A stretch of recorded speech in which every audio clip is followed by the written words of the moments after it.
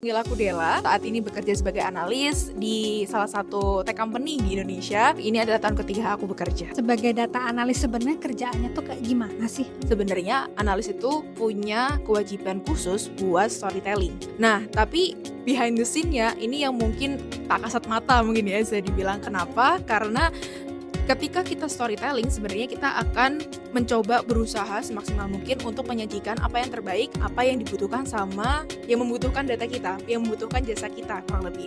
Tapi kompleksitas, kesulitan, proses mungkin coding dan lain sebagainya itu yang menjadi urusan kita di balik layarnya nih. Selama bekerja di tech company yang challenge-nya apa aja nih? Karena kan kita tahu kalau Dekakon pasti datanya gede banget kan, beda sama tech company yang lain. Jadi yang pertama menurut aku nggak kalah penting itu komunikasi.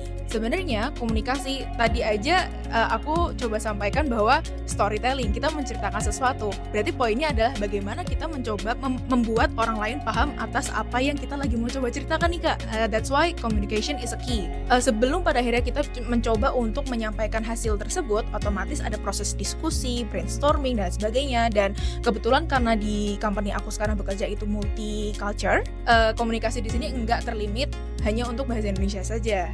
Seringkali juga kita punya tuntutan atau mungkin bisa dibilang jadi daily basis ya untuk pada akhirnya menggunakan bahasa Inggris as our primer language, yes. Buat beberapa orang mungkin itu masih challenge, tapi seiring berjalannya waktu, ya kalau semisal ditarik sisi positifnya, itu justru ruang untuk improve diri sendiri kita juga sih Kak. Oke, pengalaman menariknya apa? Kita beberapa tahun lalu sempat mengalami COVID, kita nggak akan bisa lebih aware bahwa komunikasi itu enggak melulu harus on-site.